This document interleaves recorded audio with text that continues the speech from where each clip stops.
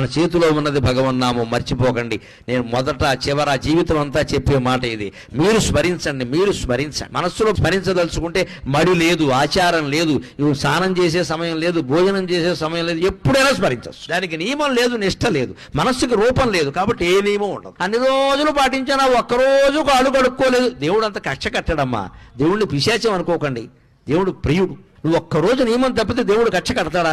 అలా అయితే దేవుడు అవుతాడా? అంతగా మనకు బాధ అనిపించింది అనుకో, అమ్మా ఏదో పొరపాటు చేశానమ్మా అని అమ్మవారి దగ్గర చెబితే క్షమించదా? ఆవిడ తల్లి అండి. భగవంతుడి దగ్గర భయం ఉండకూడదు, ఎప్పుడు హాయిగా చనువు ఉండాలి, ఒళ్ళో కూర్చునేలా ఉండాలి. గద, శంఖం, చక్రం, ఈ ఆయుధాలన్నీ వెనకాల వచ్చాయంటే నువ్వు నారాయణాయ నమః, ఓం నమో నారాయణాయ, ఓం నమః శివాయ, శ్రీమాత్రే నమః ఇలా ఏదో ఒకటి చెప్పిస్తూ ఉంటే సర్వాయుధాలు త్రిశూలం సహా నీ వెనకాల తిరుగుతూ ఉంటాయి. నీ జోలికి ఎవ్వడు రాడు, నీ ఇంటి జోలికి ఎవ్వడు రాడు, నీ భార్యా పిల్లల జోలికి ఎవ్వడు రాడు. వస్తే మటాష్, తిరుగులేదు ఇంకా.